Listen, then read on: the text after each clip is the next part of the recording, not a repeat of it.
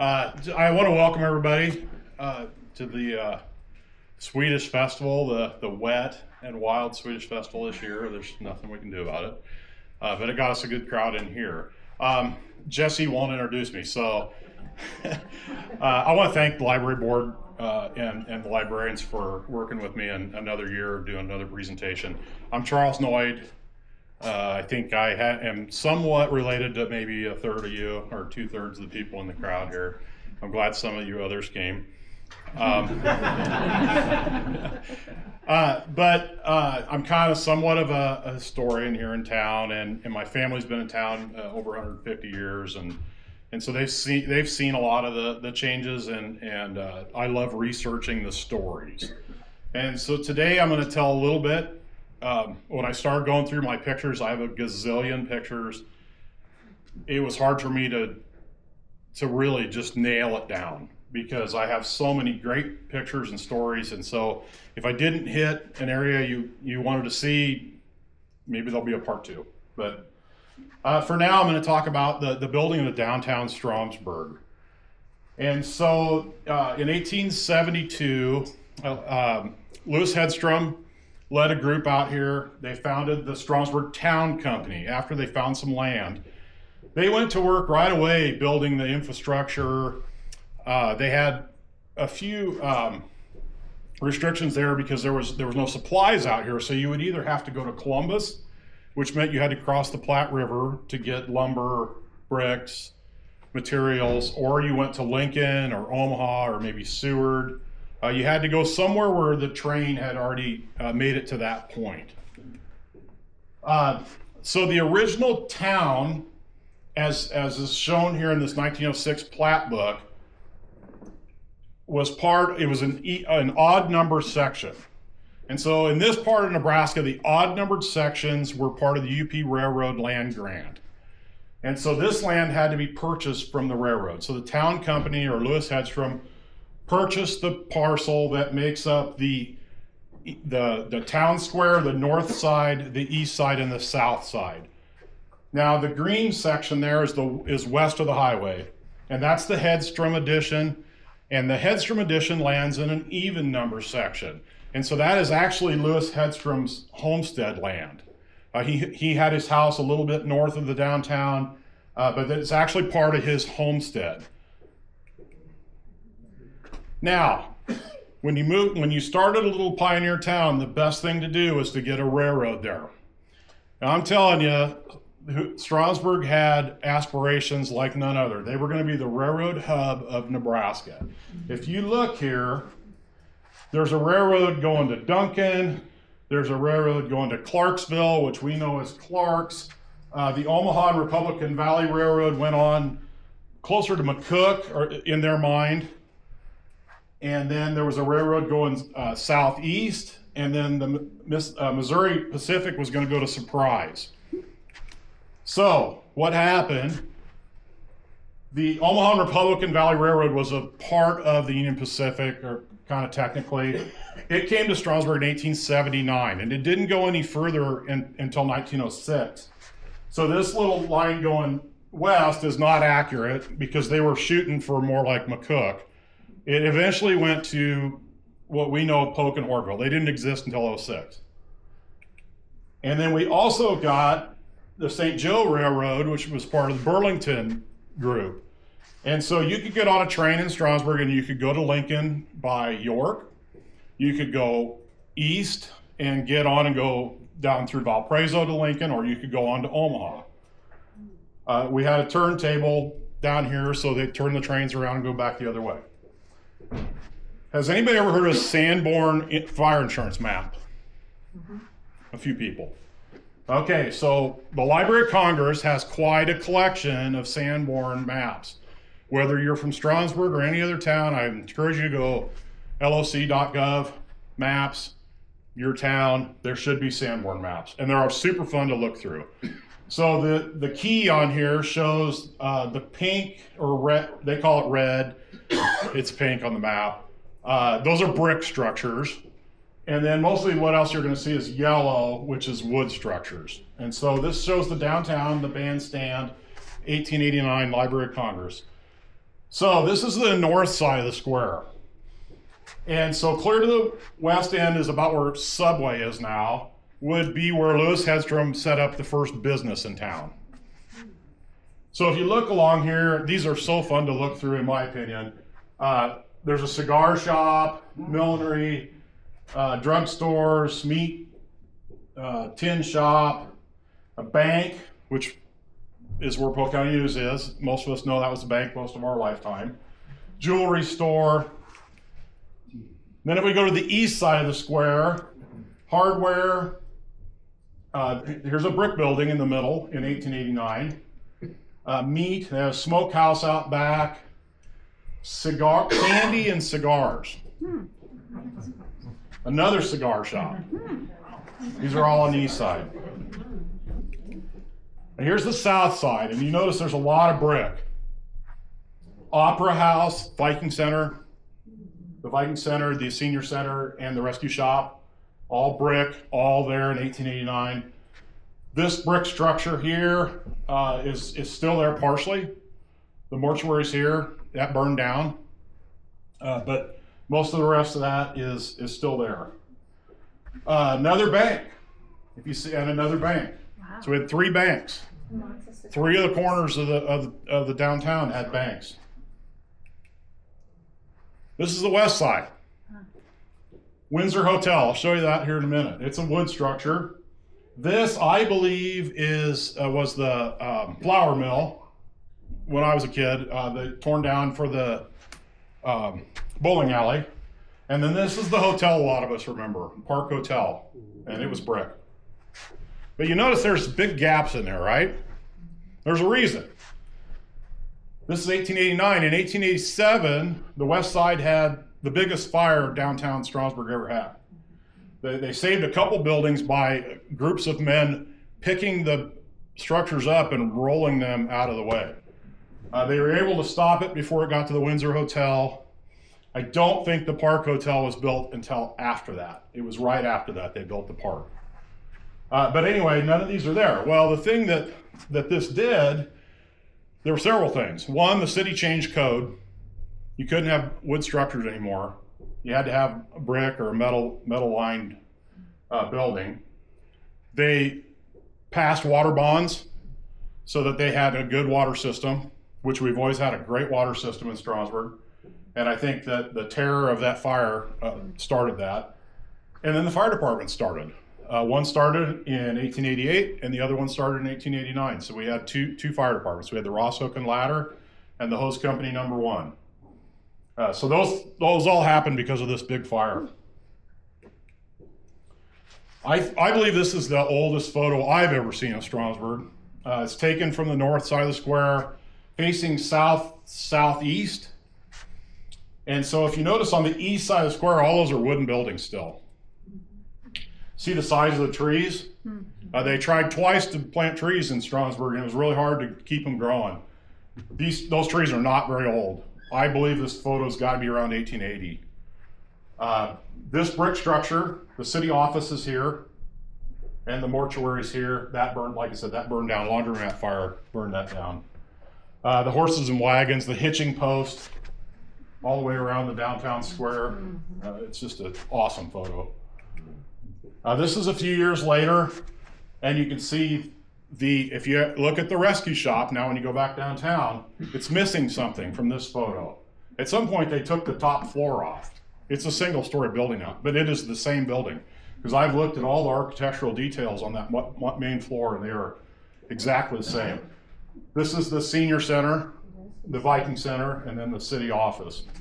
You can also see the wooden bandstand in the middle of the square. So the square was set up, our town founders wanted to have the county seat here. And so they set up the downtown square for a courthouse, and it didn't happen. So they put a wooden structure in there, and they will try later on to get the courthouse again. Here you can see city office, and that, okay, so this book, if you could go to jail for truth in advertising issues, this book from 1888 would send you there. Because If you threw a seed out on the ground in Stromsburg, it just sprouts on its own. If you had breathing ailments, I'll do questions later, okay? Well, I just had one question. So what, the corner cafe, was that there back then? No, I'll show you. Okay. I'll show you. So if you had breathing ailments, moved to Stromsburg, they were all cleared up. I mean, this book really lays it on thick because they had land and lots to get rid of. But these pencil drawings are great. They're in this book. This is the only one that I know of. You can't check it out, but it is here at the library. And Jesse and I are working on her. She might be scanning it to have it more accessible.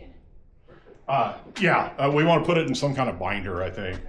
But anyway, so that's the same building. And at that time, the newspaper was in that building. They used both the upstairs, the basements, everything was used. The Viking Center was the Opera House. Obviously, that drawing is before the Senior Center was built. Goldenrod Insurance, that top John Eckley stuff was all taken off at some point, but the details are the same. It's the same building.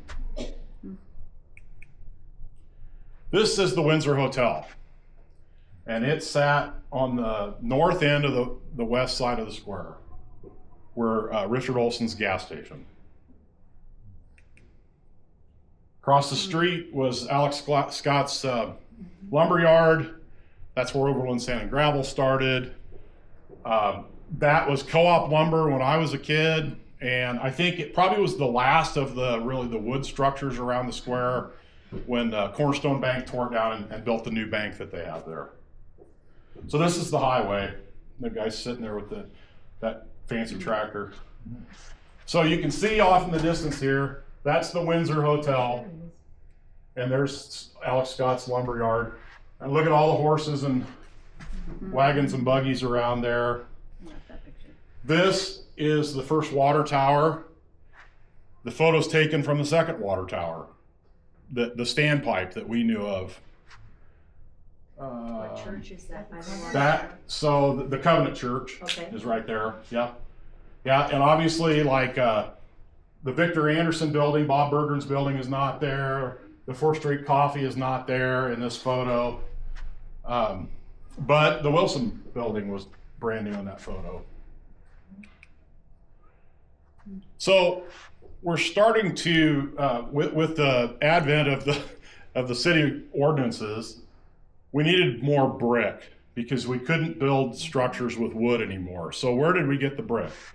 Well, this is south of the railroad tracks, and there's a pond down here that used to be the ice skating pond. And the Stromsburg Brick Factory was there. So when I say Stromsburg bricks, I am referring to these soft clay red or orange bricks. And they had to make millions of them. So here in 1899, you can see the Stromsburg Brick Company, 1910 and 1922. Now notice the pink kiln, the kilns here, okay? I believe that's these buildings. Inside there is the kilns that they fired the bricks. These long buildings here were for drying and cooling. The office of the Stromsburg Brick, and there's the kilns. So this is the Polk County Newsstands here now. So this is northeast corner of the square. Farmers and Merchants Bank was there. So it was time to build a new bank. You've seen the guy on the tightrope? Look at him. Yeah. I was totally looking at the people at the bank and I forgot the little I think our insurance underwriters for the festival would not allow that. So they wanted to build a new bank. Well, we got to stay open.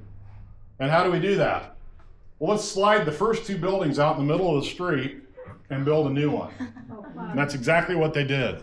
Those buildings sat in the middle of that street until the bank building was done. Probably wouldn't happen today.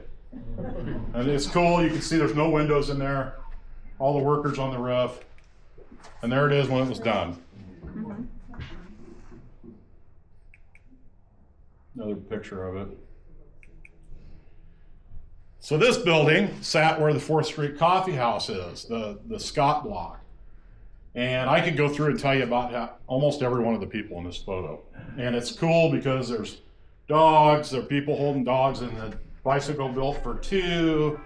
The Haldane family, they're a whole nother story, the two of them. Watermelons. So they tore this down. Here's the porch, underneath the porch, and here's the inside of that building, the wooden structure.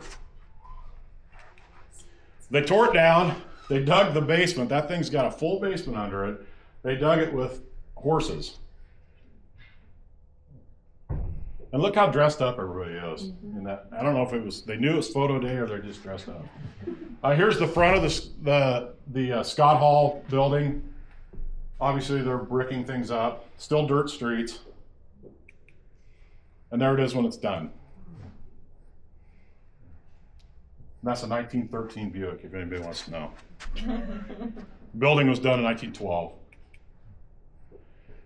One of the things they got from building that Scott Block building was the Scott Hall, and it was used by the school, the commercial club, the KKK, any organization that wanted to have a meeting had meetings there and up in the Opera House. And was it on the second floor? Second floor, Okay. yep.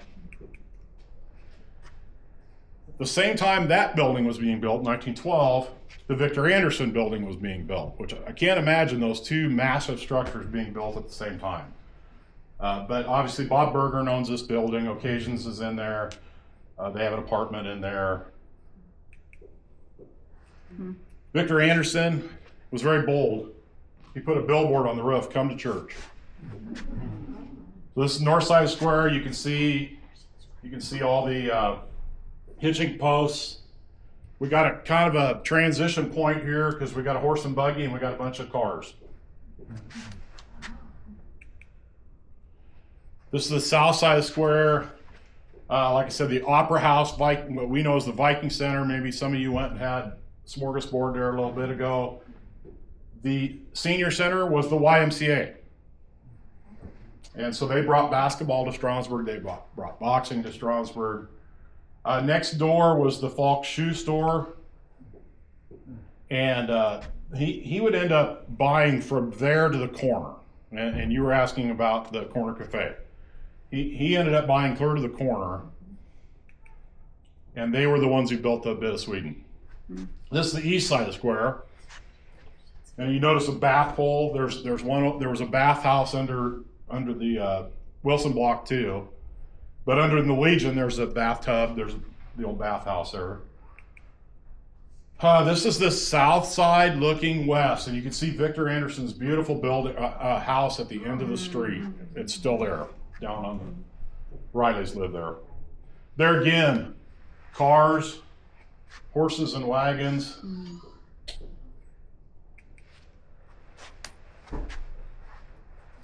This is south of the Legion, looking east.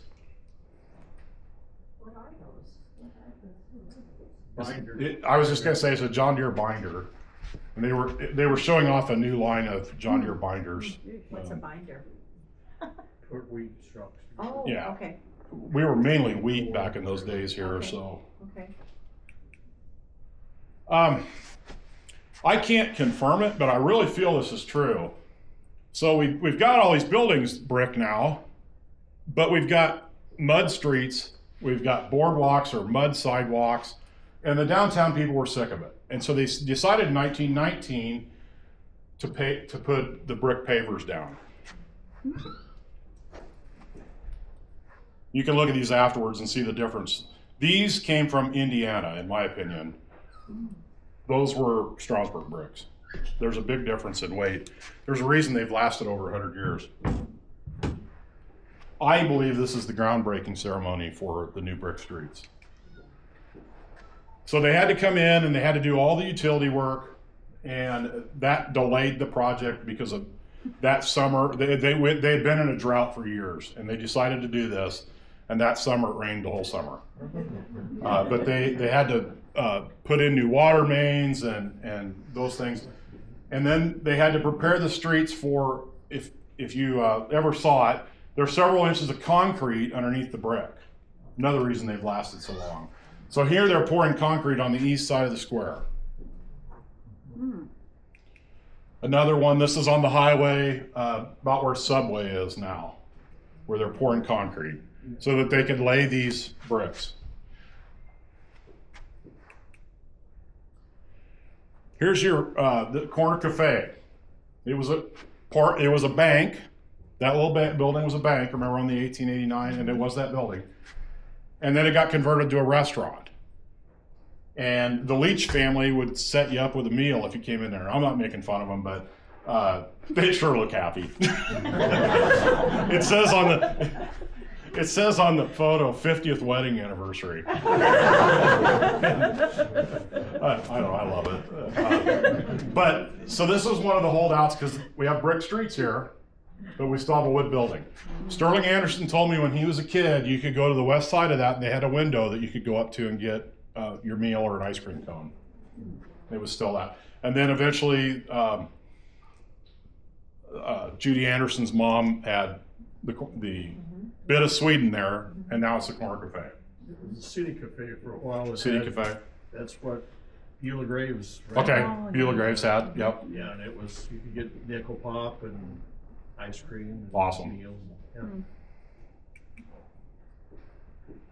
So, like I said, these buildings not only had businesses on the main floor, they had apartments upstairs. They also had businesses upstairs. They had businesses in the basements. This one you can see there's an arrow drawn here. Lincoln Telephone came to town, and the telephone office was upstairs in the back of that building. This is behind the building, and then this is a couple different switchboard pictures from Lincoln Telephone's archives. You can go to the basement and get your hair cut or take a bath.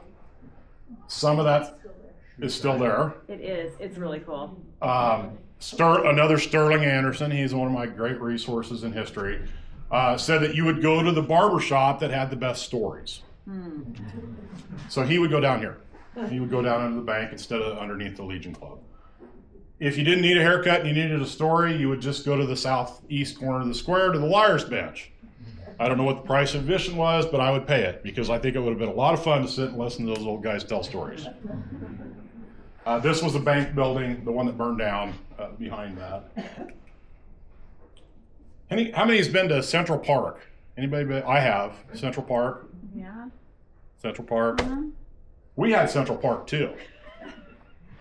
For a short period of time, they referred to the downtown square as Central Park. I think it's hilarious because I've been to Central Park. It's not even close.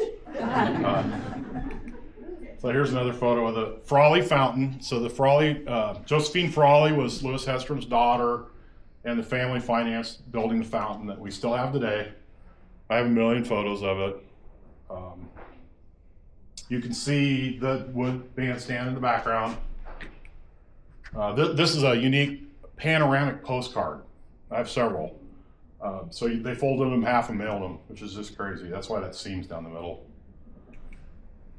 And then there were some young guys that decided to climb up on the fountain and get their picture taken. And I do have a list of who all they are. No Noids in there. Surprisingly. Yeah. Once again, here's our wood bandstand. So in the late teens, the county knew that we needed a new courthouse. And so the people of Stromsburg said, we're all for it. We agree we need a new courthouse, but let's build it here. Let's move it from Osceola to here. We'd already tried this once and it hadn't worked. And there actually, and I have a copy of it, there was actually a courthouse removal fund at the bank. I have a copy of a check that a family wrote to contribute to the court. So we were not only, we were offering the land, we were offering money to move it here. There's a lot of different stories of why we lost the vote. One of them I want to recreate, and he only keeps telling me to stop stirring the pot, but supposedly there was like a cardboard map that they made of Polk County, and they made Stromsburg on there and Osceola. And they made Osceola to where if you put it on a pin, it would balance, the map would balance. And you put it on Stromsburg, it would fall over. And so they went down in the valley and they showed all the old farmers, see, we're closer to the center. I've also heard that we beat Polk really bad in a baseball game, so that whole corner of the county voted for Osceola because they were mad at us. I don't know. I don't know what the real story is. But after losing the last attempt to getting the courthouse, we built a new bandstand in the square. We gave up on the courthouse, and it's wonderful. I love the bandstand. So here's a little bit more modern picture of the bandstand, and there's something in that photo that's not there today, and I get asked about this a lot. The cannon. The concrete's still there. If you walk over on the west side of the square, or west side of the bandstand, you'll see the concrete. Well, that cannon was given to us by an act of Congress. They gave out these war relics to towns to just show their patriotism. And I know Sterling Anderson and Vaden Anderson both told me they used to climb on it and play on it when they were kids. You can see it's behind this young couple. This couple's sitting on it. A lot of people sat on it. Sterling said it was real shiny on the top because everybody would climb on it. I think it was in the 1990s that the city office got a letter from the federal government saying, "Where's our cannon? We loaned this cannon to you and you don't have it anymore." You'd think they would have known. So they called Sterling and asked him. And they called Vaden and asked him. They both had the same story. It left during the World War II salvage drive. So it had been gone for 50 years before they even knew. And they got it back. They melted it down and used it. But anyway, I get asked that a lot. I don't know why we keep the little concrete pedestal, but it's a conversation piece. So, in the 1930s, a group decided, the Daughters of American Revolution decided that we needed to honor Lewis Hedstrom and the Buckleys. And so they looked around to find stones to put some kind of marker on. One for the park, one for the downtown square. This is in the square, Lewis Hedstrom stone. You can see there, 1872. I always wondered where they came from. And then I stumbled across a picture and I figured it out. So they sent Einar Swanson, this is his rig. I don't know if this is all his, but I know that tow truck is. Over to northwest of Seward. There's an area where glacial stones, large glacial stones were dropped over thousands of years. And they're all over in these fields. I've never been over there. I didn't know that. So Einar went over and he harvested a couple stones, which I can't even imagine, and brought them back to Stromsburg so that they could put one in the park and one in the downtown square. That's Einar and his son, Buck Swanson. So the age of cars was here. We had good roads. The road going north-south through town, known as the Meridian Highway, was getting much improved. You could go from Mexico to Canada on the Meridian Highway. And so there was garages around the square. The Burke Brothers Garage. The Nordbergs were where Unlimited Welding is now. The Johnson family purchased this building from them and started selling Chryslers out of there. It burned down, and they built the one that's there today. Here you can see another one. You can go to Nordberg's, you can take your poultry, eggs, cream, feed, get yourself a Pontiac, a 36 Pontiac, fill up with gas. It was kind of a full service area, but this was the building that they replaced that building with after the big fire. My dad claims that his dad had a car in there that burned up. I don't know if that's true or not. But Is that Woody's? Yeah, that's where Woody has the Unlimited Welding. Okay. Yep. The west side, this is the bar. This is the Mexican restaurant now. That's the old hotel. Einar Swanson's putting a new Chevy sign on there. They sold Fords in there. They sold Chevys. They sold Buicks. I know that for sure. Those three brands got sold out of that way back before it was a restaurant or a bar. This is well, I'm going to say Richard Olson's Corner, that Alex Scott building. At that time, they were selling Sinclair. CC Keys. Yeah, CC Keys, yep. Here's just a little bit later on. One of these is Max Shrike's dad, but I can't remember. This was the flour mill, and then onto the bowling alley and the bar. Hotels in the background. Mm-hmm. Yeah, the other one too from. What's that? The hotel. Hotel. Oh, yeah, yeah, the hotel. And that shot you had of the John. Nordbergs, it was in the background of that. Yeah, too. yep. Listening to you. This is where Subway is, and the co-op had a station there.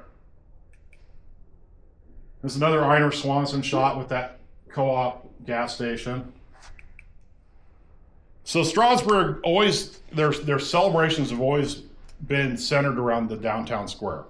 So this is the 4th of July celebration, north side of the square here, so we're looking kind of northwest. Same thing, got the flag on the Wilson block. Some mini firemen. They've got a little hose cart, or a little hook and ladder cart, and a little hose cart. The Polk County used to have fraternal picnics every year. And so all the fraternal groups would go, each year it was in a different town. And so this is right on the highway looking south. There again, there's that building where the Corner Cafe is now. And this was the Royal Neighbors drill group out in the middle of the highway. Another July 4th celebration. They used to have harvest festivals. This is on the highway. That's the Park Bank, or Park Hotel. This is the West Side Bar there, and Flour Mill. Not a very clear picture. The band, I think they needed to mow the highway. One of my favorite celebrations in Stromsburg history, I think it'd be fun to do again. I think it'd be fun to do a whole presentation on it, was the trip around the world. So you would go to the YMCA building, which they called Union Station, and you'd buy a ticket, and then they had different countries and different houses around town, including the Morrill Homestead. It's super cool. I'm not going to get into it today, but it might be a presentation in the future. Today, our Swedish Festival, I mean, in my whole lifetime, in 74 years, has revolved around the downtown square. We're very fortunate. We were able to restore the bandstand. The Johnson family gave a wonderful gazebo with some history in it that I encourage you to go look at. The Sons of the American Legion are building a really nice memorial for the veterans. Just my opinion, I feel that the fountain needs a little bit of love, and maybe we need to do some fund drives for that or something in the future. I'm thankful we have it, and the bricks. I love our downtown bricks. They're over 100 years old. Show me another road that lasts 100 years. I mean,